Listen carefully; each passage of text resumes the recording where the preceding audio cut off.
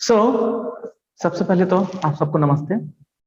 तो पिछले कक्षा में हमने एवरेस्ट की चुनौती शुरू कर दिया था और एवरेस्ट की चुनौतियों में हमने देखा था कि एवरेस्ट जो है उसकी ऊंचाई कितनी है, ठीक है, यानी 8,848 जैसा कि पुस्तक में लिखा गया है और वो 8,850 हो चुका है, ठीक है।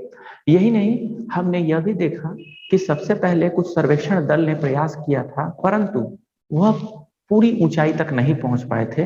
लेकिन सबसे पहले कौन थे? शेरपा और एडमंड हिलेरी जो थे, वो सबसे सर्वप्रथम उन लोगों ने ही एवरेस्ट की चढ़ाई की थी। और उसके बाद हमने यह देखा था कि यहाँ पर लेखक, ठीक है ना, उनके साथ साथ कौन कौन थे? लेखक के साथ शेरपा थे, ठीक है ना। कितने शेरपा थे? तो शेरपा का मतलब मैंने आप लोगों को बताया था, शेरपा का मतलब गाइड होता है, जो गाइड करते हैं। तो शेरपा लोग थे जो उनको लेकर गए थे, ठीक है ना, एक तरह से गाइड करते हैं। तो हम लोगों ने काफी आगे हम लोग पढ़ लिया था, हम लोग पृष्ठ संख्या 46 और 47 हमने पढ़ लिया था और 48 का भी हमने थोड़ा सा पढ़ा था। और आज हम लोग पृष्ठ संख्या 48 का ही जो है तीसरा अनुच्छेद, यानी देखिए आप चित्र के जो नीचे का जो अनुच्छेद है, आज हम लोग उसकी शुरुआत करेंगे। ओके, तो चलिए शुरू करते हैं बिना समय जाया किए हुए। ये है हमारे सामने पृष्ठ संख्या 48। ओके, तो इसको शुरू करते हैं। जस्ट वेट, चलिए यहां से पढ़ना शुरू करिए। चलिए। मुख्य पहाड़ी पर का हमें ढाई और मुड़े अब हमारे सामने इससे भी कठिन कार्य था। लेट की सतह की एक विशाल दीवारों को पार करना है। इस पर हाथ और पैर टिकने की, ठीक है ना, इस पर हाथ टिकाने की कोई जगह नहीं।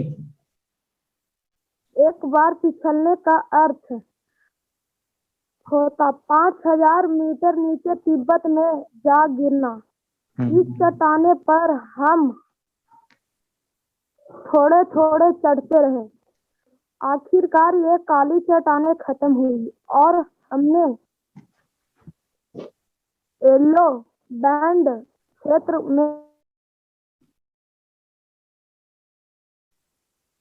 पीली पीली धारियां है, इसलिए इसे येलो बैंड कहते हैं। इन पर चढ़ने का अपकृत सरल था। इन्हें पार कर कर हम दक्षिण शिखर के तल तक पहुंचे, जहां से बिल्कुल सीधी चढ़ाई शुरू हो जाती। बस रुक जाइए, अब आप रुक जाइए, यहीं पे रुक जाइए। चलिए अब हम लोग, हाँ, और अपने आप को म्यूट कर लीजिए, ठीक है ना। जब आप पढ़ लें तो अपने आप को म्यूट कर लीजिए। अब चलिए मैं इसको समझा देता हूँ। देखिए, तो जैसा कि हम लोगों ने पिछले दिन पढ़ा था, देखिए वो कहाँ पहुंच गए थे।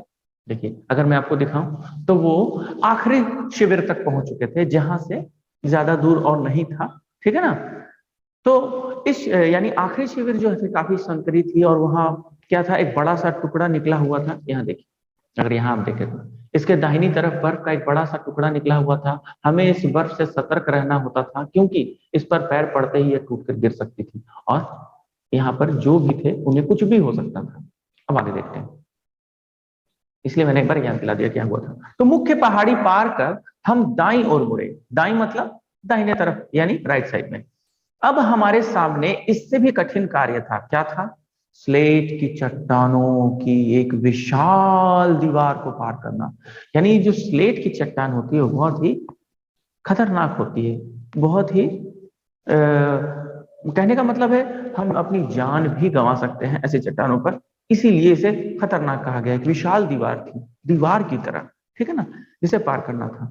इस पर हाथ पैर टिकाने की कोई जगह नहीं थी, यानी हाथ और पैर कहीं टिकते नहीं थे क्योंकि वो फिसलन भरी होती थी, ठीक है ना, तो हाथ पैर टिक नहीं पाते थे।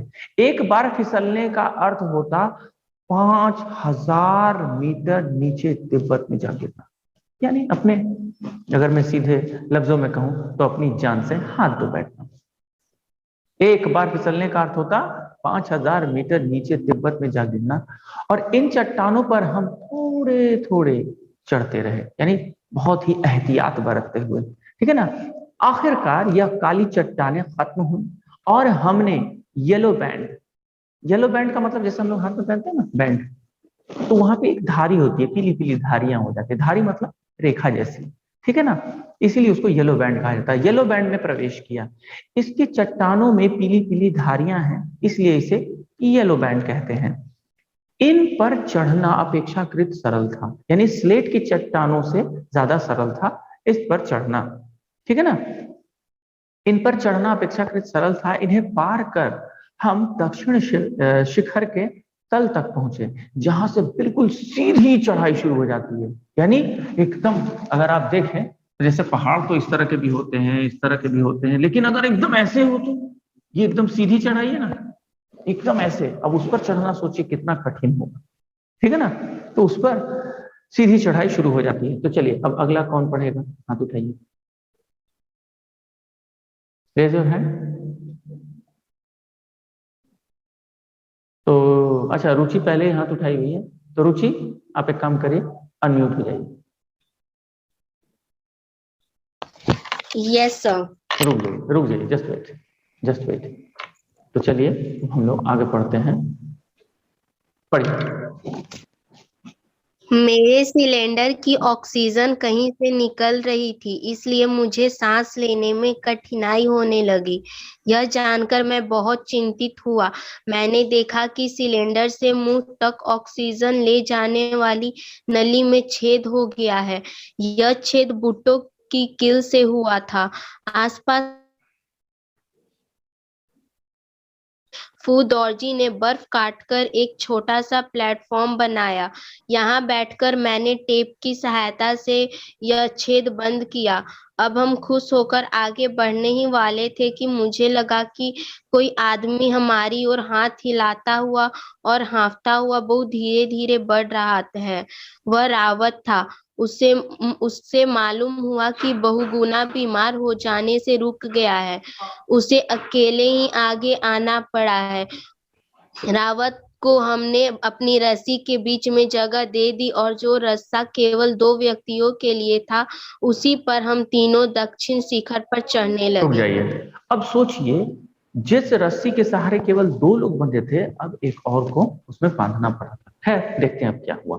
तो यहां से देखिए, मेरे सिलेंडर की ऑक्सीजन कहीं से निकल रही थी। मैंने आपको कल समझाया था कि जैसे ये पृथ्वी है, ठीक है ना, और इससे हम अगर जैसे जैसे ऊपर की ओर उठेंगे, जैसे इस पर क्या है, एक परत है, हवा, एक एटमॉस्फेयर है पृथ्वी के चारों ओर, Yes. है ना।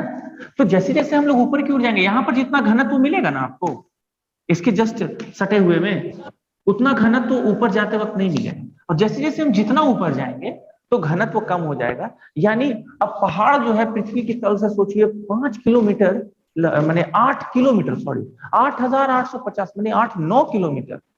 अब आप सोचिए 9 किलोमीटर यानी 8.5 किलोमीटर कम नहीं होता है। 8.5 किलोमीटर पृथ्वी से एकदम ऊपर, यानी 8.5 किलोमीटर अगर हम ऊपर चले जाएं तो आप सोचिए क्या होगा, हवा का जो घनत्व है वो कम हो जाएगा और हमें क्या होगा, परेशानी होगी। आप रुचि अपनी उठ जाइए, ठीक है ना, उसमें परेशानी होगी। तो ऑक्सीजन, अब ऐसी स्थिति में ऑक्सीजन की आवश्यकता अधिक होती है और हमें ऑक्सीजन ज्यादा लेना पड़ता है, ठीक है ना। तो ऐसी परिस्थिति में अगर हमारे साथ कुछ ऐसी बात हो जाए तो हम क्या करेंगे, ठीक है ना, हमें तो परेशानी होगी। तो वैसी स्थिति में हमें क्या करना चाहिए, तो वैसी स्थिति में हमें, एक मिनट, हाँ अभी ठीक। तो वैसी स्थिति में हमें क्या करना चाहिए, अपने सिलेंडर को संभाल के रखना चाहिए। लेकिन यहाँ पर क्या हुआ था, ऑक्सीजन सिलेंडर की जो पाइप होती है ना, जिससे पाइप जाता है और यहाँ लगा होता है, जिससे हम सांस लेते हैं, वो ही उसी में छेद हो गई। यानी ऑक्सीजन कहीं बाहर निकल रहा था, यानी पर्याप्त मात्रा में जो ऑक्सीजन हमें मिलना चाहिए था वो हमें नहीं मिल पा रहा था। मेरी बात समझ में? तो यह जानकर मैं बहुत चिंतित हुआ। क्या मेरे सिलेंडर की ऑक्सीजन कहीं से निकल रही थी, इसलिए मुझे सांस लेने में कठिनाई होने लगी, क्योंकि जितना मुझे ऑक्सीजन चाहिए था वो मुझे मिल नहीं पा रहा था। यह जानकर मैं बहुत चिंतित हुआ। मैंने देखा कि सिलेंडर से मुंह तक ऑक्सीजन ले जाने वाली जो नली होती है में छेद हो गया है। यह छेद बूटों की कीलों से, अब मालूम है जब आप पहाड़ पर चढ़ाई करेंगे तो ऐसे बूट मिलते हैं जिसमें कील हो, ताकि आप आराम से कहीं पर भी फंसा सकें, ठीक है ना। तो उस कील से कहीं ना कहीं उस पाइप में छेद हो गया था, इसीलिए इन्हें सांस लेने में परेशानी हो रही थी। आसपास कहीं बैठने की कोई जगह नहीं थी, इसलिए फूदोर जी ने बर्फ काटकर एक छोटा सा प्लेटफॉर्म बनाया था, ठीक है ना। एक छोटा सा प्लेटफॉर्म मतलब एक काट कर ऐसा बना दिया कि वहां बैठा जा सके, क्लियर। जैसे मान लीजिए ये पहाड़, ठीक है ना। अब ये पहाड़ है तो इस पर हमको बैठना है, तो कैसे बैठेंगे? तो इसको हम अगर थोड़ा सा काट दें इस तरह से और इस तरह से काट दें तो क्या हो जाएगा? बैठने का स्थान हो जाएगा कि नहीं? देखिए हम आराम से फिर यहाँ बैठ सकते हैं। आई बात समझ में? देख रहे हैं आप ये वाला पोर्शन देख रहे हैं? सबको दिख रहा है?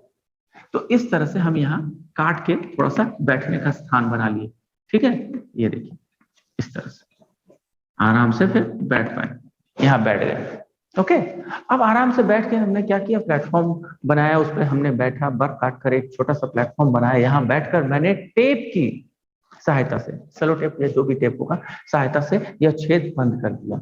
अब हम खुश होकर आगे बढ़ने ही वाले थे कि मुझे लगा कि कोई आदमी हमारी ओर हाथ हिलाता हुआ और हांफता हुआ बहुत धीरे धीरे बढ़ रहा है, ठीक है ना। वो काफी हांफ रहे थे। क्यों? कौन था? वह रावत था।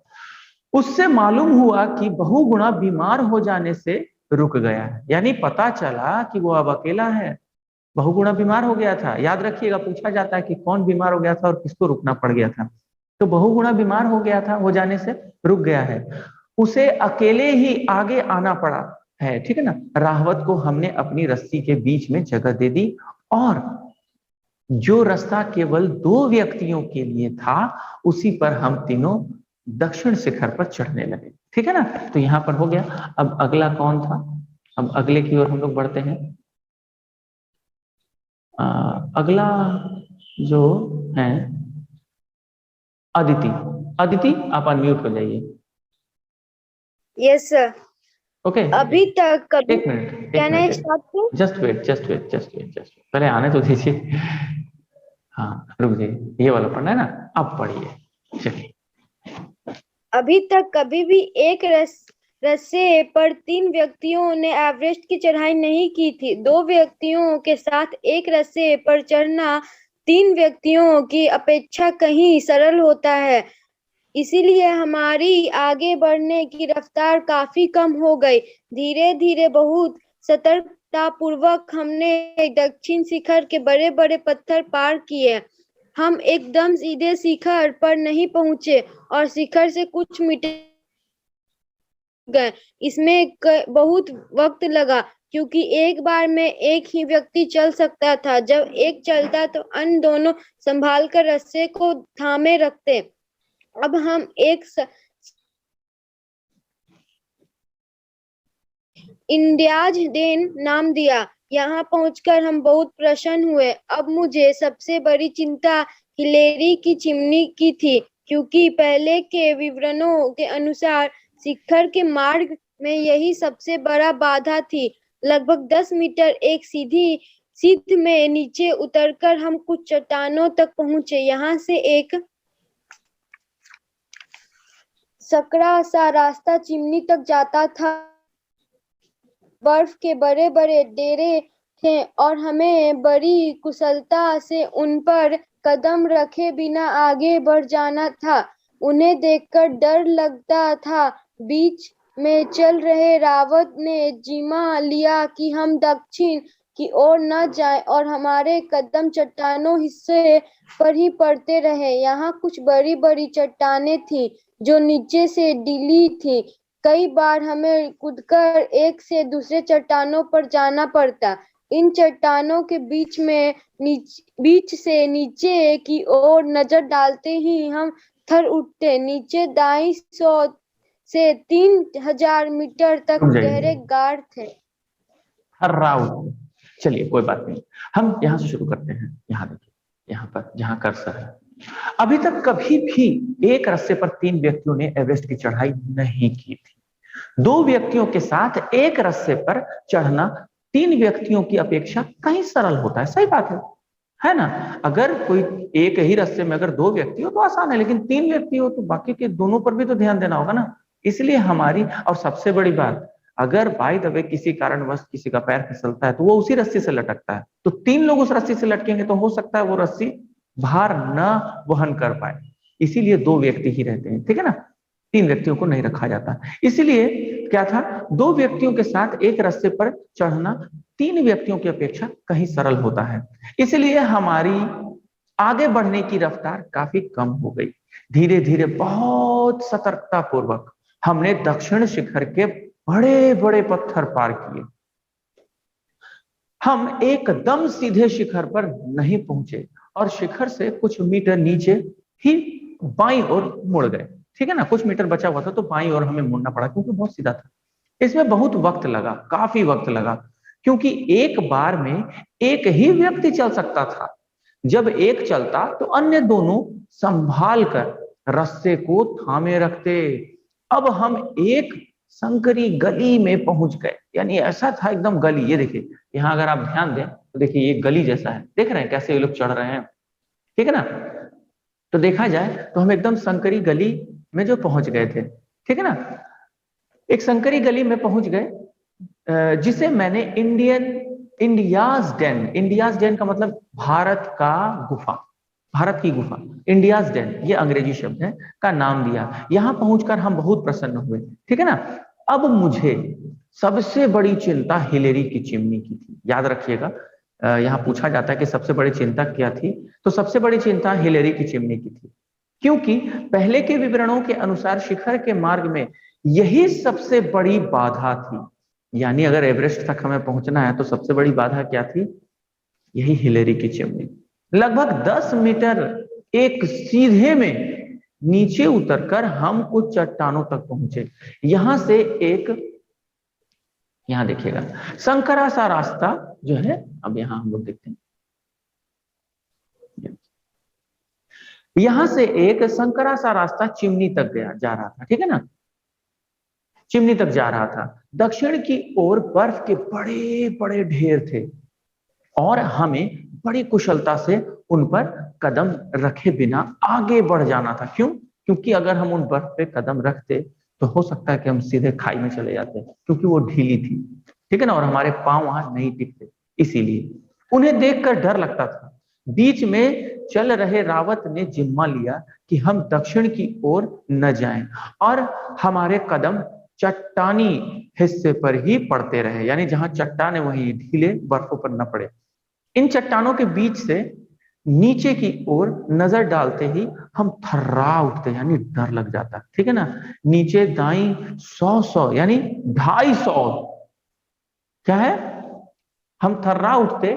नीचे 250 से 3000 तक गहरे गार थे। गार मतलब वही गहराई थी, और उसमें अगर हम लोग डूबते, गार का मतलब असल में होता है जहां पानी हो और एक वी आकार की भी घाटी होती है, उसको गार कहते हैं। और उसमें अगर गार का मतलब ये भी हो सकता है वहां पानी का कुछ हिस्सा हो, अगर हम वहां डूबे तो काफी ठंडा पानी होगा ना, तो हम लोग डूब के मर भी सकते थे। इसीलिए तो चलिए आगे हम बढ़ते हैं। आगे कृतिका, कृतिका ने हाथ उठाया था। कृतिका, अच्छा कौन है? चलिए, अच्छा प्रिय रंजन, प्रिय रंजन आप पढ़ लिए। ये कौन है? एक सेकंड पे देखने दीजिए, कोई नहीं हाथ उठाया। अच्छा कृति कुमारी अनम्यूट हो जाइए, तो कृति कुमारी अनम्यूट योरसेल्फ।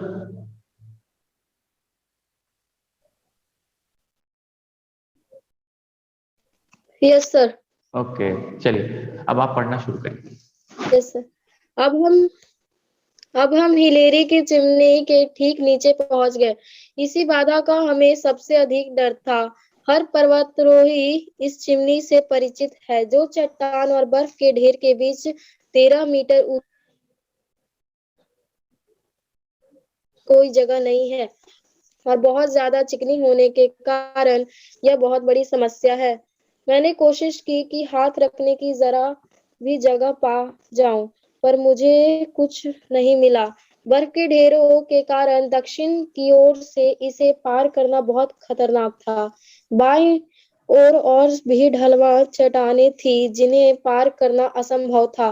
फूदोरजी ने इस पर चढ़ने की कोशिश की। वह बार बार फिसलता ही रहा। तब उसने चट्टान में बर्फ की कुल्हाड़ी की मदद से छेद करने की कोशिश की और उसके सहारे ऊपर चढ़ा। वह जमी हुई बर्फ में अपने जूतों की कीलें गाड़ देता और कुल्हाड़ी की मदद से शरीर का वजन संतुलित करते हुए अचानक कुल्हाड़ी को घुमाकर ऊपर दीवार में गाड़ देता और इस तरह ऊपर चढ़ जाता। रावत उसे सहारा दिए था।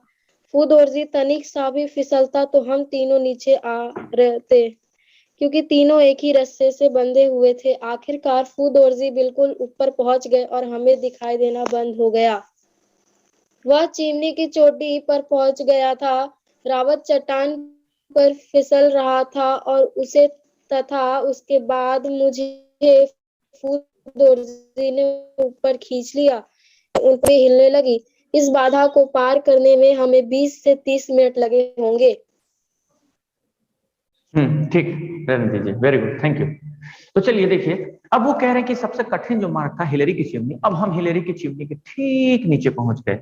इसी बाधा का हमें सबसे अधिक डर था, ठीक है ना। हर पर्वतारोही इस चिमनी से परिचित है, सबको पता है, जो लोग भी एवरेस्ट पे चढ़ना जानते हैं या चाहते हैं, ठीक है ना। जो चट्टान और बर्फ के ढेर के बीच 13 मीटर ऊंची खड़ी है, एकदम सीधी ऐसे खड़ी है, ठीक है ना। चट्टान पर हाथ या पैर जमाने की कोई जगह ही नहीं है कि आप कैसे जमाएंगे, तो ऊपर चढ़ेंगे कैसे। और बहुत ज्यादा चिकनी होने के कारण यह बहुत बड़ी समस्या है। मैंने कोशिश की कि हाथ रखने की जरा भी जगह पा जाऊं, पर मुझे कुछ नहीं मिला। बर्फ के ढेरों के कारण दक्षिण की ओर से इसे पार करना बहुत खतरनाक था। बाईं ओर और भी ढलवा चट्टानें थी। ढलवा मतलब और ज्यादा ढलान जिसमें होती है, जिन्हें पार करना असंभव था, बिल्कुल नहीं पार किया जा सकता था। फूदोरजी ने इस पर चढ़ने की कोशिश की, वह बार बार फिसलता ही रहा। तब उसे चट्टान में बर्फ की कुल्हाड़ी की मदद से छेद करने की कोशिश की और उसके सहारे ऊपर चढ़ा। वह जमी हुई बर्फ में अपने जूतों की कीलें गाड़ देता और कुल्हाड़ी की मदद से शरीर का वजन जो है संतुलित करते हुए अचानक कुल्हाड़ी को घुमाकर ऊपर दीवार में गाड़ देता और इस तरह ऊपर चढ़ जाता। रावत उसे सहारा दिए था कि उसको कोई परेशानी ना हो। फूदोरजी तनिक सा भी फिसलता ना तो हम तीनों नीचे आ रहे थे, क्योंकि तीनों एक ही रास्ते में बंधे हुए थे। सोचिए कितना खतरनाक है। आखिरकार फूदोरजी बिल्कुल ऊपर पहुंच गया और हमें दिखाई देना बंद हो गया, यानी हम समझ गए पूरी तरह से ऊपर पहुंच गया, ठीक है ना। तो और दिखाई देना बंद हो गया। वह चिमनी की चोटी पर पहुंच गया था। रावत चट्टान पर फिसल रहा था और उसे तथा उसके बाद मुझे फूदोरजी ने ऊपर खींच लिया। यहां भी बड़ी बड़ी चट्टानें थीं और जैसे ही हमने उन पर पैर रखा वे हिलने लगी। इस बाधा को पार करने में हमें 20 से 30 मिनट लगे होंगे। बाप रे बाप, समझ में आया। तो आज के लिए हम इतना ही रखते हैं, अगली कक्षा में हम लोग इसको जारी रखेंगे। आप लोगों का कोई प्रश्न है तो बोलिए, मैं आप लोगों को अनम्यूट का ऑप्शन दे देता हूं। तो आप लोग का कोई प्रश्न है तो आप आराम से अपने प्रश्न को रखिए, बताइए किसी को। पूछिए पूछिए, किसी का कोई प्रश्न है? किसी का भी कोई प्रश्न है यहाँ पे? नहीं? अरे वाह, क्या बात। किसी को मतलब सब समझ में आ गया है ना? सर सांकरा का मतलब क्या होता है? एकदम पतली पतली पतली पतली, ठीक है ना। जैसे आपने, मैं आपको उदाहरण देता हूँ। गांव देखिए, गांव तो गांव में देखिए एकदम पतले पतले रास्ते होते हैं, खाली पांव माने कदम रख सकते हैं, 2 कदम बस। तो 2 कदम जो रख सकते हैं उसी को हम कहते हैं एकदम संकरा। संकरा माने एकदम पतला, कम जगह, ठीक। और आगे और कुछ? No sir.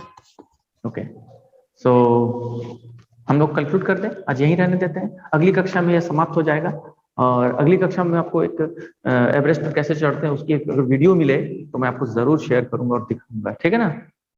तो उसके लिए तैयार रहिएगा। Okay sir. तो चलिए आज के लिए हम इतना ही रखते हैं। धन्यवाद।